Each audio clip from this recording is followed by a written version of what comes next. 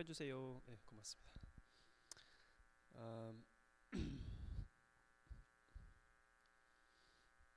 귀중한 찬송, 찬양 하나님이 기쁘게 받으셨다고 믿습니다. 아멘. 지금 이제 성경책 있으시면 빼시길 바랍니다. 여러분들 성경책 가지고 오셨으면, 성경책 안 가져오셨어도 뭐 예를 들어 전화기의 애플리케이션으로 전화기 성경을 그쪽으로 보신다고 해도 들으시고 드세요? 아무도 안 드네. 어쨌든 이것은 우리의 영적인 검입니다. 그리고 하나님이 우리에게 주시는 편지이고 말씀이고 식량입니다. 그걸 간직하시면서 일주일 가시기를 바랍니다. 오늘 말씀 마가복음 11장 1절에서 11절 11111 그죠? 네, 그냥 우연인 거예요. 하다 보니까 그렇게 됐네. 마가복음 11장 1절에서 11절 말씀입니다. 이건 오늘은 마가복음 읽는데, 이건 사실 마태복음 21장 1절에서 11절 적으시기 원하면, 아니면 다 있을 거예요. 성경책 옆에 보면 이렇게 노트로 웬만한 요즘엔 성경 다 있더라고요. 누가복음 19장 28절에서 40절, 아니면 요한복음 12장 12절에서 19절, 비슷한 내용입니다. 예루살렘에 들어가시다, 이런 내용인데 영어로는 triumphant entry라고 해요. triumphant entry, 승리의 입자, 뭐 그런 내용인데 승리적인 입하시다, 승리적으로 입하시다, 뭐 그런 말씀입니다. 예루살렘에 마지막으로 처음으로 들어가신 건 아니죠. 마지막으로 예수님이 들어가시는 장면은 마지막은 아니지만 어쨌든 마지막 주일날로 들어가시는 것을 말하고 있습니다. 마가복음 11장 1절 11절 다 찾으실 걸로 알고 제가 봉독을 하겠습니다. 같이 읽어주세요. 그들이 예루살렘에 가까이 와서 갈림산 벳바게와 베다니에 이르렀을 때에 예수께서 제자 중 둘에 보내시며 이르시되 너희는 맞은편 마을로 가라. 그리로 돌아가면 곧 아직 아무도 타 보지 않은 나귀 새끼와 매어 있는 것을 보리니 풀어 끌고 오라. 만일 누가 너에게 왜 이렇게 하느냐 묻거든 주가 쓰시겠다 하라. 그리하면 즉시 이로 보내리라 하시니 제자들이 가서 본즉 나귀 새끼가 문 앞에 거기에 매어 있는지라. 그것을 푸니 거기 서 있는 사람 중 어떤 이들이 이르되 나귀 새끼를 풀어 무엇을 하렸냐 하매 제자들이 예수께서 이르신 대로 말한데 이에 허락하는지라. 나귀 새끼를 예수께서 끌고 와서 자기들의 겉옷을 그 위에 얻어 놓음에 예수께 타시니 많은 사람들은 자기의 겉옷을 또 다른 이들은 그에서 벤 나무가지를 길을 펴며 앞에 가지고 띄우고 소리 지르되 호산나 찬송하리로다. 주의 이름으로 오시는 이여 찬송하리라. 오직 우리 조상 다윗의 나라여 가장 높은 곳에 호산나 하더라. 예수께서 예루살렘에 이르러 성전에 들어가사 모든 것을 둘러보시고 때가 이매 열무 제자를 데리고 베다니에 가시니라. 아멘. 기도하고 시작했습니다. 하나님 아버지, 이 시간을 주셔서 감사를 드립니다. 이 시간에 하나님 말씀 외에 모든 것이 사라지고 하나님 진리 앞에 모든 것이 사라지기를 바랍니다. 우리를 지켜주시며 사랑하신 하나님 감사를 드리며 이 모든 것 예수님의 이름으로 기도드립니다. 아멘.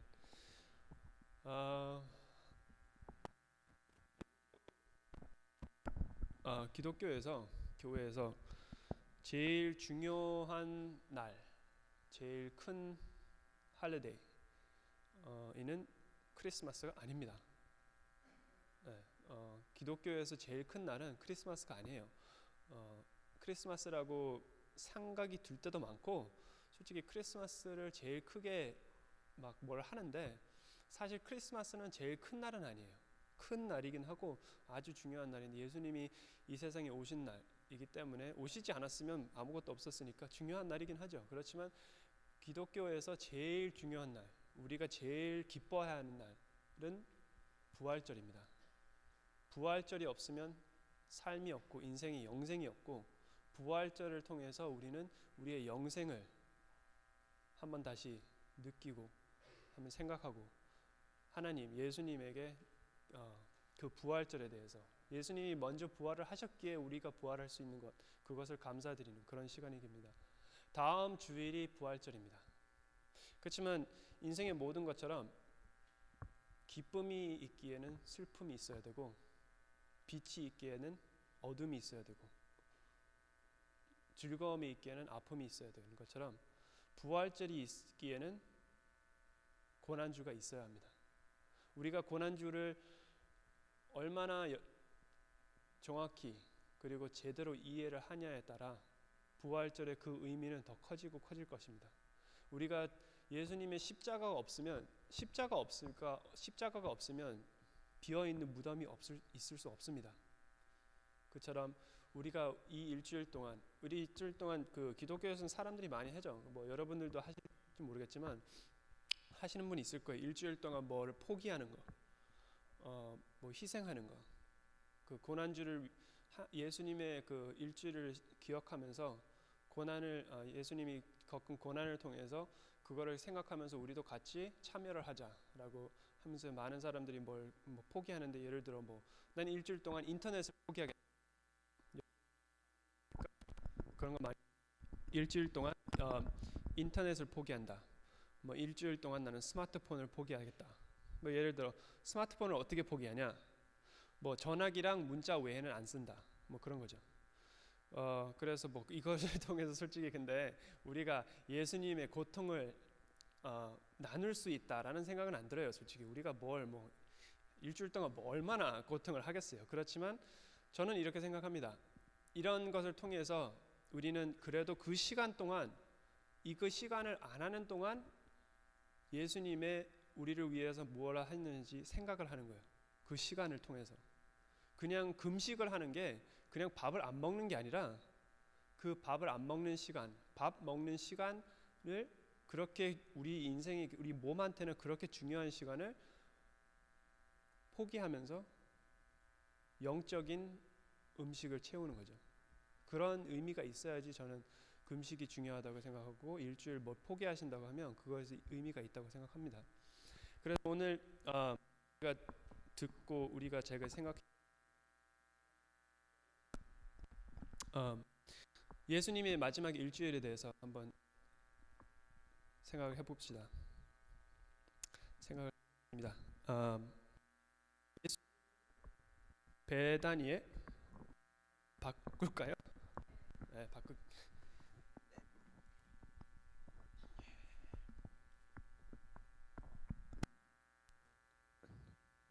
이건 이건 괜찮나요?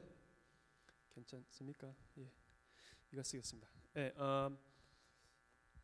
일주일 말씀하시는데 예수님은 베다니에 먼저 금요일 날 베다니에 오십니다. 이 모든 마지막 준비를 위해서 금요일 날 베다니에 오십니다. 금요일 날이면 그 십자가 일주일 전이죠. 일주일 전에 베다니에 오십니다. 베다니라는 곳은 예루살렘에서 한 3.2km에 떨어져 있는 곳인데, 베다니에 무엇이 있냐면 베다니에 마르다, 마리아, 나사렛, 그리고 시몬이라는 사람의 집이 있어요. 근데 거기에 예수님이 자주 오세요. 베다니라는 곳은 어쩌면 예수님이 예루살렘에 자주 몇 번 오셨는데, 그 오실 때마다 베다니에서 쉬세요. 그래서 나사로랑 예수님은, 나사로 누구죠? 예수님이 부활시킨 사람이에요. 그 사건에서도 보면 예수님은 이미 나사렛과 좀 친근함이 있고 친한 사이였어요. 그래서 그 가족과 많이 같이 지내시고 시간을 많이 지내셨는데, 그 베단이라는 것이 두 번째 집이라고 말할 수 있을 만큼 예수님은 많이 오셨습니다. 그리고 똑같이 여전하게 이 마지막에 예루살렘에 오실 때 예수님은 베다니에 가셔서 쉬시고, 마지막 안식일을 거기에 베다니에서 지내시고, 또 수요일 날, 마지막 수요일을 거기에서 쉬시면서 시간을 보내십니다. 어쨌든 금요일 날 예수님은 마지막으로 베다니에 오십니다. 베다니에 오시는데 베다니라는 곳은 또 이름이 올리브 아시죠? 이스라엘에 많이 나는 과일인데 올리브의 집이라는 뜻도 있다고 해요.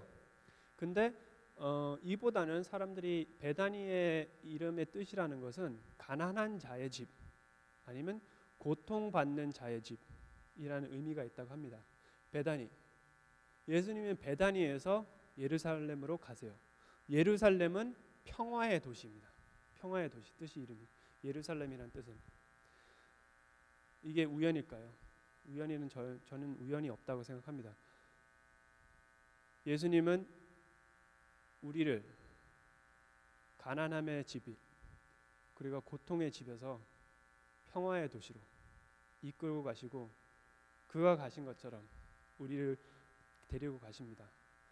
우리는 가난함과 고통에 살고 있었지만 하나님을 통해서 예수님을 통해서 우리는 평화의 도시로 가게 됩니다.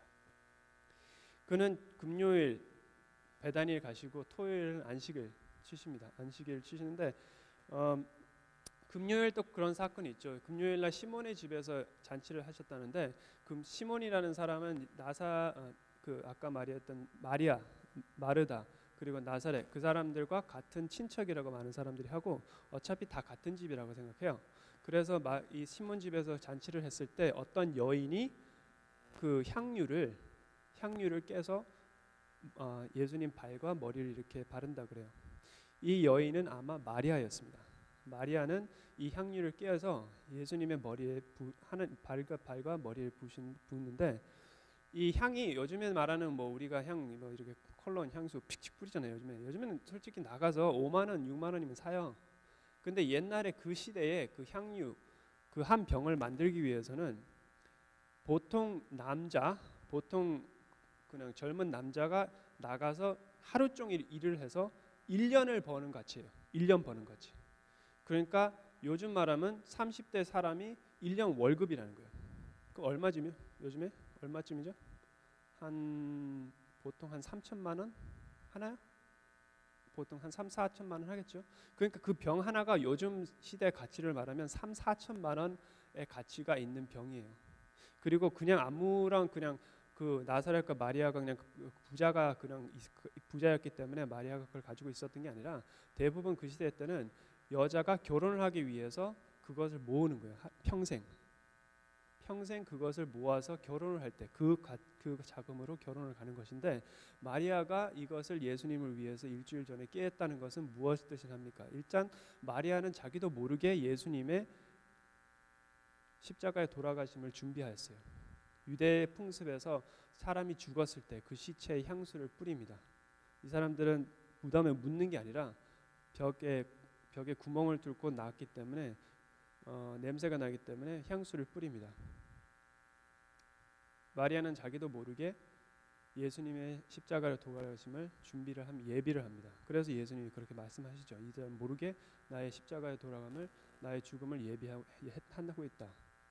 그리고 또 그렇지만 마리아에게는 이 향유를 깨고 예수님한테 드린다는 것은 거의 자신의 미래를 드리는 거예요. 자신이 평생 모아온 자신이 결혼을 위해서 그 시대의 여자의 결혼은 모든 미래인데 자기가 모든 모아온 미래를 위해서 모아온 그것을 예수님을 위해서 예수님을 따르기 위해서 깨고 부은 거예요. 모든 것을 포기하고 자신의 미래를 포기하고 예수님을 따르겠다. 그런 믿음을 가지고 마리아는 한 것입니다. 그러기에 예수님도 자신의 모든 미래 인간으로서 자신의 모든 미래 33세 자신의 모든 미래를 포기하고 우리를 위해서 십자가로 향해서 가셨습니다. 여러분들 우리를 기억해야 되는 게 예수님도 100% 인간이었어요. 100% 신이었지만 100% 인간이었습니다. 그래서 우리 인간으로서 느끼는 모든 것을 느끼셨습니다.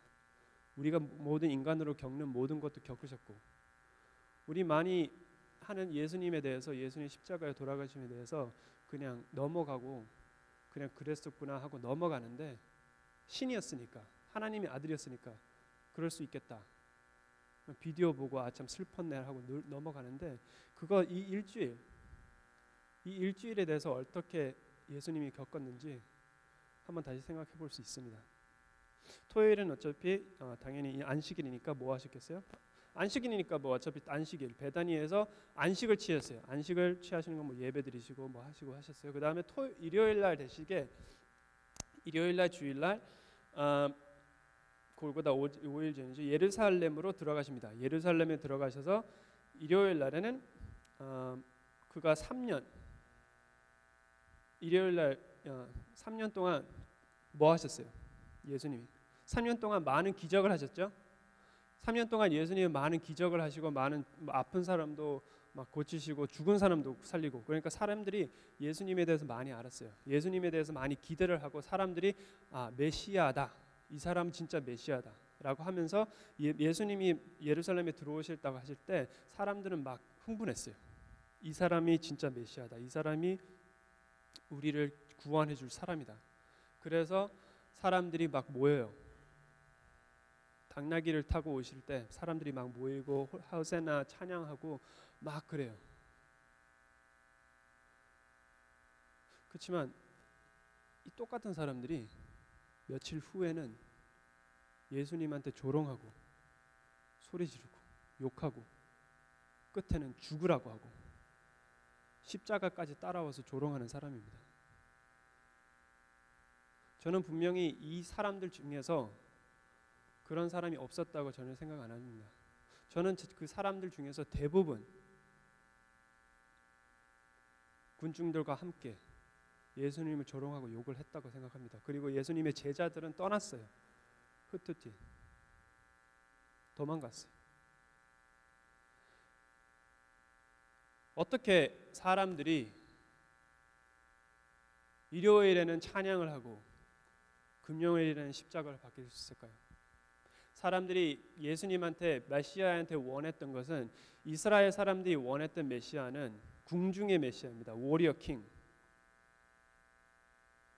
메시아가 올 때는 다시 다윗의 왕권을 일으켜서 우리를 괴롭히는 사람들을 밟고 우리 이스라엘 왕국을 다시 세워서 우리 이스라엘이란 나라 이 세상에 다시 왕권을 채우겠다. 그래서 그 사람들은 예수님이 오셨을 때 메시아 다윗의 자손이요. 우리를 밟히는 사람, 우리 나라를 세우고 우리를 밟히는 사람, 그 사람들을 억눌리고 우리가 다시 왕이 되는 그것을 기대했습니다. 예수님이 마지막 가슴할 때 베드로가 그 제사장 종을 귀를 자랐을 때 예수님이 뭐라고 하셨어요? 왜 뭐 하느냐?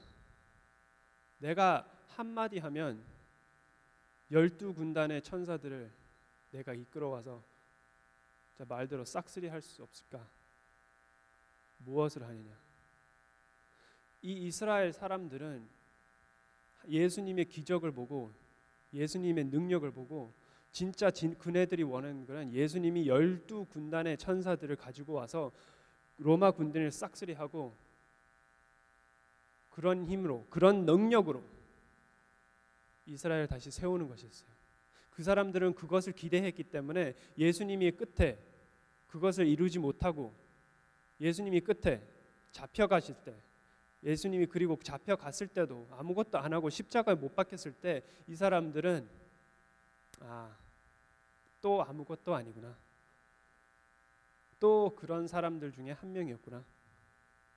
그리고 그만큼 기대한 만큼 원망을 하고 욕을 하고 조롱을 합니다. 예수님한테 기대를 한 만큼 사람들은 예수님을 싫어합니다. 증오합니다. 그렇지만 예수님은 그런 폭력의 능력으로 오신 건 아닙니다. 예수님은 평화의 왕자로 오셨습니다. Prince of Peace. 우리에게 우리 모든 인생에 평화를 주시기 위해서 이스라엘이라는 나라 그 하나를 세우는 게 아니라 이 온 모든 사람들, 온 백성들을 살리기 위해서 평화를 가져오시기 위해서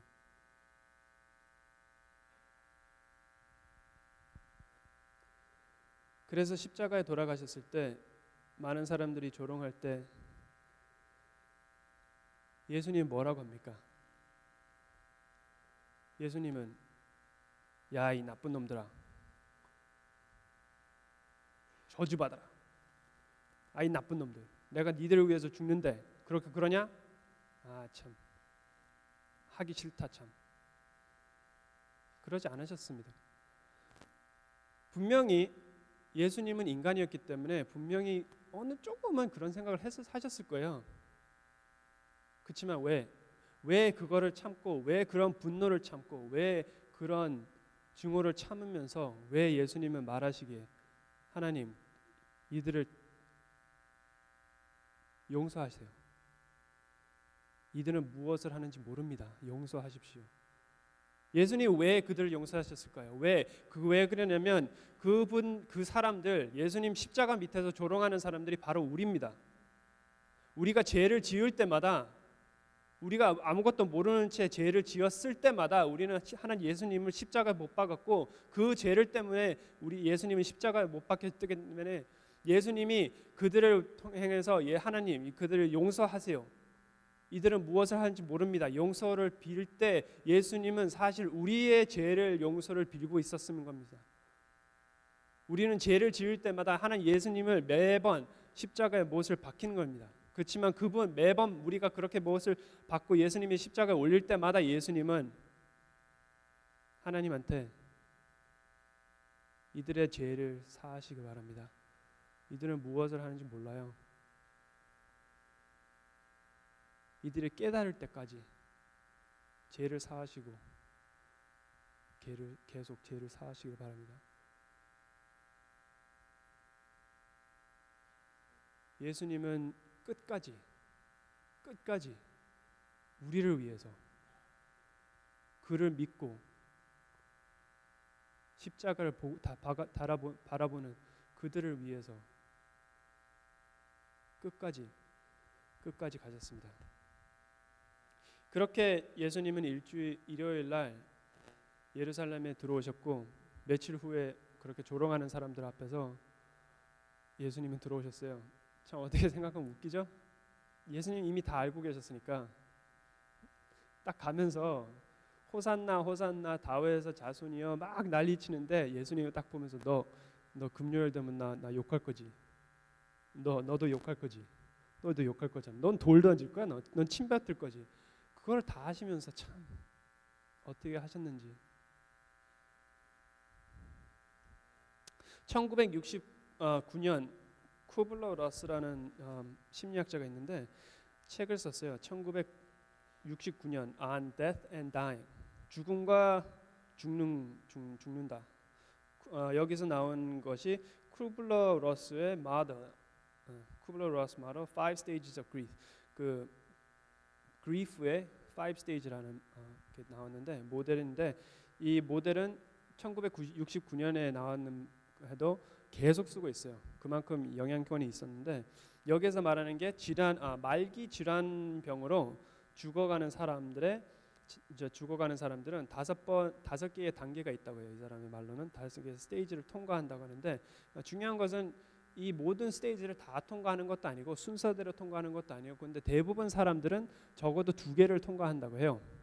뭐 순서가 바뀌든, 그리고 이게 통과했다가 다시 올 수도 있고, 어쨌든 근데 이게 뭐 그렇다고 합니다. 1번 거부를 한대요. 잘 생각해보면 다 당연해요. 난 안 죽어. 나는 뭐 암 말기라고 난 뭐 멀쩡한데, 나 별로 아프지도 않는데, 그 의사가 잘못한 걸 거야. 거부. 두 번째는 분노. 왜 내가 뭐 잘못했다고 죽어? 난 평생 열심히 사회생활 잘했고, 나 평생 이 회사를 위해서 일했는데 내가 왜 병에 걸려고 지금 죽냐고. 내가 뭘 했다고. 그 다음에 거래. 3번. 내 자식이 결혼했을 때까지만 내가 살 수 있으면, 내가 딱 1년만 더 살 수 있으면 하나님 주여 부다야 뭐든 부처든 뭐든 이렇게 거래. 1년만 더 살게 해주세요. 1년만 더 살게. 일주일만. 그 다음에 우울증. 진짜 슬프다. 내가 한 게 뭐가 있다고. 내가 왜 죽어야 되냐. 모든 것을 그냥 포기하고 우울증. 그 다음에 인정. 이것은 마지막도 아니에요. 솔직히 인정은 인정인데 제가 보니까 괜찮을 거야. 뭐 할 수 없지 뭐. 솔직히 인정이보다는 포기가 더 가까운 것 같아요. 뭐 죽을 거니까 준비를 하자. 그래서 제일 건강한 거는 이 인정이라고 해요. 인간으로서는 맞죠. 인간으로서 인정이 제일 건강한 것입니다. 인정하고 받아들이고 준비를 하고 뭐 서류 정리든 뭘 정리든 준비하고 정리하는 게 이 5가지가 있다는데 이 순서에 모든 것 5가지 있고 모든 것을 겪는 것은 아니지만 인간으로서 이렇게 겪는 것이 있다고 해서 제 생각에는 죽어가는 사람들은 이 모든 것을 다 겪는다고 생각해요. 그렇지만 어느 거 한두 개가 더 크다고 생각하지 이것을 모두를 겪는다고 생각합니다. 그리고 제가 이야기하는 것은 예수님도 100% 인간이었기 때문에 그 마지막 일주일 동안 이런 경험을 하셨을 것 같아요. 왜 나는 죄도 짓지 않는데 난 죄를 짓지도 않았는데 왜 내가 죽어야 돼 얘들 때문에. 하나님이 하기 싫습니다. 하나님 그냥 내가 결혼하고 내가 한 50대 돼서 죽으면 어떡해요? 아니야. 아직은 아니겠지. 그런 생각. 예수님은 인간이었기 때문에 이런 경험을 하셨습니다. 인간이었기 때문에 우리가 생각하는 죽음에 대한 모든 두려움을 느끼셨습니다. 여러분들 일주일 동안 자기는 일주일 후에 죽을 것이다. 어떻게 죽을 것이다. 그것도 알고 이 세상에서 제일 고통스럽게 죽을 것다는 것 알고 죽으면서 사람들이 모든 주변에 아는 사람들이 내가 좋아하는 사람 모든 사람들이 나를 버리고 다른 사람들은 나를 조롱하고 나는 벌겨벗어서 사람들이 침뱉고 욕하면서 그렇게 죽는다는 것을 알면 일주일이 어떤 일주일일까요? 근데 사실 우리가 죽음에 대해서 두려워하는 것은 제일 큰 것은 죽음에서 이후에 오는 것이 무엇인지 몰라서 그래요. 그렇죠? 인간은 죽고 나면 무엇이 정확히 몰라요. 얼마나 신앙이 많다고 해도 신앙이 진짜 많으시고 나이가 오랫동안 신앙을 하신 분들은 잘 모르겠는데 저도 지금 당장 죽는다고 하면 죽음이 두려워요. 제가 보지를 못했기 때문에. 그리고 죽었을 때 얼마나 아플지도 모르고 그리고 제일 중요한 거는 죽고 나서 정확히 100% 어떤 일이 나타나는지 모르기 때문에 우리는 몰라요. 그리고 죽음이 어떻게 끝나는지 죽음 이후에는 어떻게 되는지. 근데 예수님은 다 아세요. 그렇죠? 예수님은 100% 신이었기 때문에 다 아세요. 어떤 과정이 있을지. 죽고 그 다음에 3일 후에 다시 부활하신다고 했어요. 자기 입으로 3일 죽었다가 다시 3일 동안 다시 나타날 거야. 그러면 솔직히 죽음에 대한 우리가 생각하는 인간적인 죽음에 대한 두려움은 없으셨을 거예요. 아마. 그런 두려움은 아니었을 거예요. 그리고 육체적으로 아팠다. 예수님이 십자가 못 박혔는데 얼마나 아팠을까. 그렇게 많이 맞고 그 고통이 얼마나 컸을까. 그렇죠? 그렇지만 예수님이라는 인간은 그 신적인 능력을 가졌기에 40일 동안 금식을 하셨습니다. 40일 동안 금식하시고 그 다음에 자기 일을 시작하셨어요. 40일 동안 금식하고 그 다음에 그냥 가서 쉰 게 아니고 40일 동안 금식을 하시고 그 다음에 일을 시작하셨어요. 그만큼 의지가 강하신 분이 십자가에 돌아가시는 것은 솔직히 제가 보기에 그렇게 큰 고통은 아니라고 생각합니다. 그만큼은 버틸 수 있다고 생각해요. 그냥 정신적인 의지로. 그런 두려움도 아니었다고 생각합니다. 그렇지만 예수님이 가지고 계신 고통 중에 우리가 상상도 못하는 고통이 있어요. 우리는 지금 솔직히 말은 듣지만 우리가 사실 이거에 대해서 얼마나 이해하는지 몰라요. 예수님이 우리가 이해도 못하고 인간으로서는 절대로 이해를 못하는 고통이 하나가 있었습니다. 예수님이 매번 성경에서 말씀하셨을 때 뭐라고 하셨냐면 나와 아버지는 하나다. 성령님은 나와 계속 계신다. 성령을 통해서 하나님과 예수님은 계속 늘 함께 하셨고 하나였고 창조 전부터 같이 계셨어요. 이렇게 옆에 우리가 인간처럼 같이 이렇게 옆에 붙어 있는 게 아니라 하는 존재였습니다. 그러면서도 이 세상에 오셨을 때도 하나님과 계속 통일하시고 그 다음에 성령님도 옆에서 계속 보태주셨어요. 예수님은 하나님과 같이 있는 게 그냥 그것이 자연이었습니다. 그렇지만 십자가에 올라가셨을 때 예수님은 우리의 모든 죄를 덮어주시고 죄 자체가 되셨어요. 죄 자체가 되었을 때 예수님한테 제일 큰 고통은 하나님과 단절이었습니다. 성령님과 단절이었어요. 예수님이 십자가에 올라가셨을 때 하나님은 등을 돌으셨습니다. 하나님은 예수님을 저주하셨습니다. 왜냐하면 죄 자체였으니까. 예수님은 그것을 상상을 할 수 없습니다. 우리가 죽음에 대해서 상상을 할 수 없는 것처럼 예수님이 할 수 없는 것, 하나님이 할 수 없는 것, 그 중에 하나가 있다고 하면 그것은 단절이었습니다. 예수님과 하나님이 단절되는 것, 성령님이 단절되는 것, 그것은 상상도 못하고 그 고통에 대해서는 우리가 설명할 수가 없습니다. 예수님은 그 고통, 그 두려움을 가지고 일주일을 버티셨습니다. 겟세마네 동산에서 핏물이 얼굴에 떨어지는 것만큼 그렇게 고통스럽게 기도를 하셨을 때 그 두려움이었습니다. 영혼이 찢어지는, 자신 자체가 찢어지는 우리의 죽음은 아무것도 아니에요. 육체적인 죽음은 그 영적인 죽음에 비해서 육체적인 죽음은 100배, 10,000배도 안 됩니다. 예수님은 그 고통을 아셨기에 그 고통을 기대하시고 그 고통에 대한 두려움을 가지고 일주일을 가셨습니다. 그리고 상상해 보세요. 여러분들이 저는 아니지만 누가 와서 여러분들 병원 갔는데 누가 여러분들 일주일 남았어요. 진짜 딱 일주일이면 여러분들 돌아가십니다. 라고 하면 일주일 뭐 하시겠어요? 그냥 태평하게 그냥 직장이나 다니고 밥이나 먹고 그냥 그러고 가시겠습니까? 아니죠. 대부분 인간은 그런 욕구가 있어요. 마지막이면 뭘 하고 싶은, 나를 위해서. 예수님도 그런 게 있으시지 않았을까요? 예수님도 마지막 주에 자기의 가족과 시간을 나누고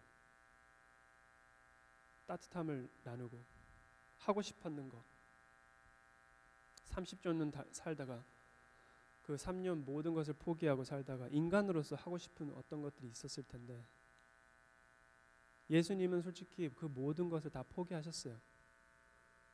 왜 그것을 포기하셨을까요? 예수님은 어떻게 그것을 포기하셨을까요?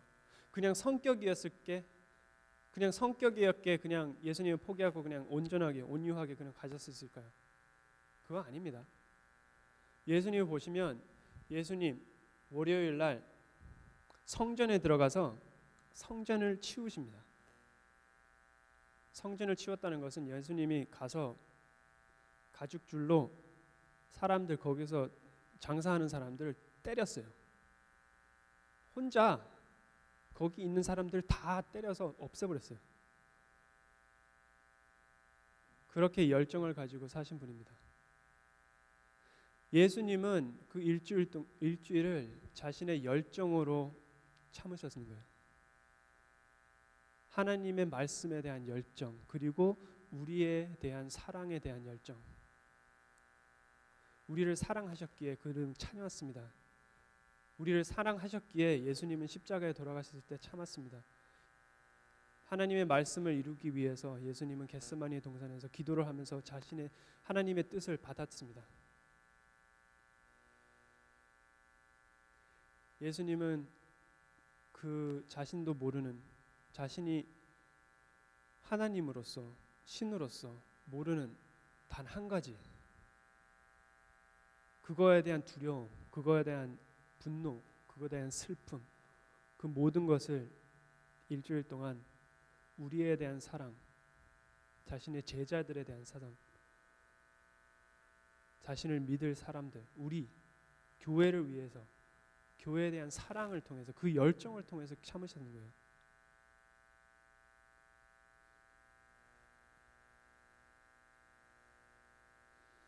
목요일 날 마지막, 수요일 날은 쉬시고 목요일 날 마지막 잔치를 예수님은 제자들과 하는데, 그때 예수님은 보여주십니다. 자신의 열정을, 사랑이라는 걸. 내가 너희를 사랑하는 것처럼 너희도 사랑해라. 화요일 날 예수님이 성전에 가셔서 많은 비유를 하시는데, 우리가 아는 많은 비유를 하세요. 우리가 아는 진짜 많은, 교회에서 많이 하는 비유 중에 예수님이 이 마지막 화요일 날 하시는데, 거기서도 보시면 끝에 오는 미래를 위해서, 우리가 살기 위해서, 우리를 위해서 가르치십니다. 자신을 위해서 솔직히 하신 게 없어요. 이 마지막 일주일 동안 인간으로서 참 예수님은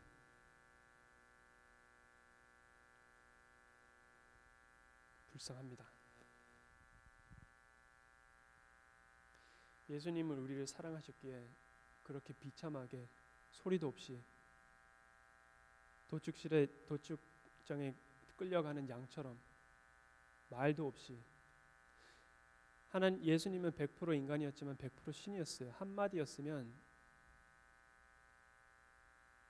싹쓸이. 그리고 마지막 그분의 예수님의 기도를 통해서 우리는 그분의 사랑을 다시 확인할 수 있습니다. 요한복음 17장입니다. 이거를 읽을 텐데, 이거를 읽고 여기 설교를 끝낼 텐데, 피시고 다음에 집에 가서 보셔도 되고 지금 같이 읽으셔도 되는데, 한번 여러분들 듣기를 바랍니다. 이건 예수님이 우리를 위해서 마지막으로 기도를 하신 것입니다. 십자가에 가시기 전에 우리를 위해서, 자신의 제자를 위해서, 우리를 위해서 기도를 하신 것입니다. 예수께서 이 말씀을 하시고 눈을 들어 하늘을 우러러 이르시되, 아버지여, 때가 이르렀사오니 아들을 영화롭게 하사 아들로 아버지를 영화롭게 하게 하옵소서.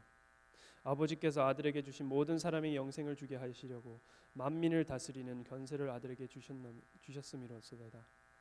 영생은 곧 유일하신 참 하나님과 그가 보내신 자 예수 그리스도를 아는 것이니이다. 아버지께서 내게 하라고 주신 일을 내가 이루어 아버지를 이 세상에서 영화롭게 하셨나오니, 아버지여, 창세 전에 내가 아버지와 함께 하셨던 영화로서 지금도 아버지와 함께 나를 영화롭게 하옵소서. 세상 중에서 내게 주신 사람들에게 내가 아버지의 이름을 나타내었나이다. 그들은 아버지의 것이었는데 내게 주셨으니 그들은 아버지의 말씀을 지키었나이다.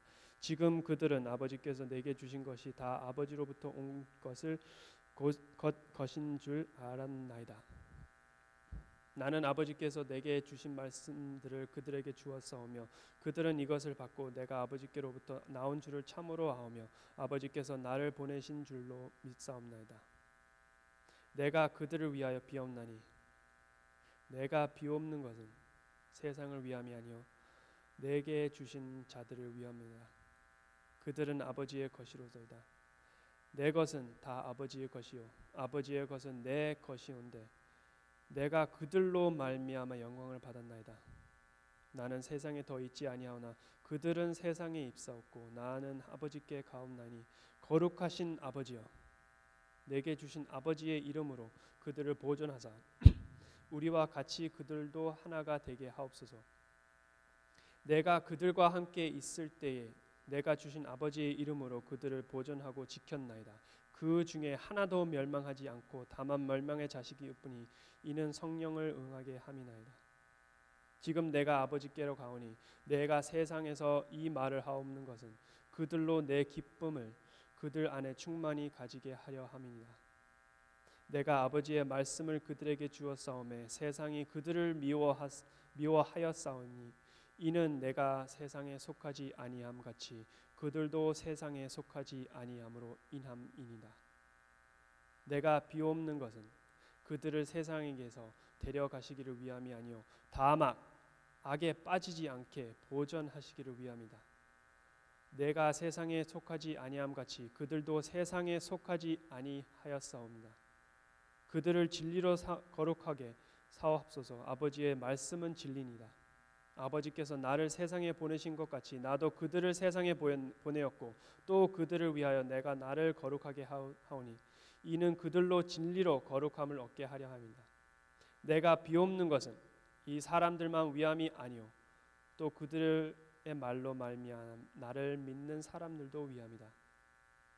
아버지여, 아버지께서 내 안에 내가 아버지 안에 있는 것 같이 그들도 다 하나가 되어 우리 안에 있게 하사 세상으로 아버지께서 나를 보내신 것을 믿게 하옵소서. 내게 주신 영광을 내게 그들에게 주었사오니 이는 우리가 하나가 된 것 같이 그들도 하나가 되게 하려 함이니라. 곧 내가 그들 안에 있고 아버지께서 내 안에 계시어 그들로 온전함을 이루어 하나가 되게 하려 함은 아버지께서 나를 보내신 것 같가 또 나를 사랑하심 같이 그들도 사랑하신 것을 세상으로 알게 하려 함이로다. 아버지여, 내게 주신 자도 나 있는 곳에 나와 함께 있어 아버지께서 창세 전부터 나를 사랑하심으로 내게 주신 나의 영광을 그들로 보게 하시기를 원하옵나이다. 위로우신 아버지여, 세상이 아버지를 알지 못하여도 나는 아버지를 알았사옵고 그들도 아버지께서 나를 보내신 줄 알았사옵나이다. 내가 아버지의 이름을 그들에게 알게 하였고 또 알게 하리니 이는 나를 사랑하신 사랑이 그들 안에 있고 나도 그들 안에 있게 하려 함이니이다. 아멘. 기도하겠습니다. 하나님 감사합니다.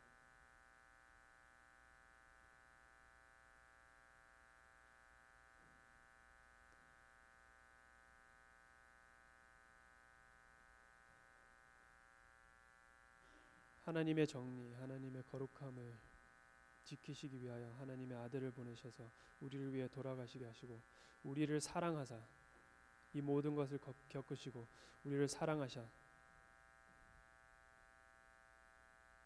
그 모든 비난, 그 모든 고통, 그 모든 두려움을 참으시고 우리를 사랑하사 그 모든 능력, 그 모든 권위를 포기하신 하나님 예수님, 우리의 삶을 통해서 그 예수님을 찬양하고 하나님의 영광을 돌리고 조금이라도 보답하고 싶습니다. 우리가 그 일주일을 기억함으로 우리의 부활, 이 부활주의 더 기쁨이 크고 찬양이 큽니다.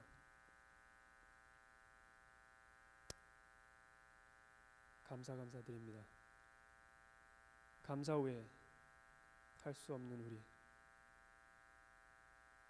용서하시고 사랑하시는 하나님, 또 감사드립니다.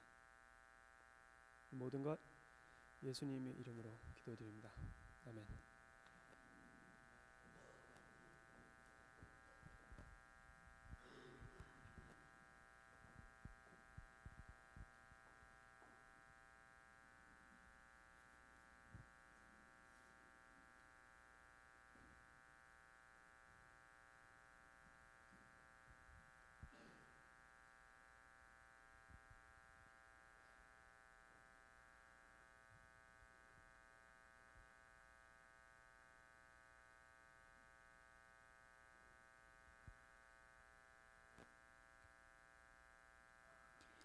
주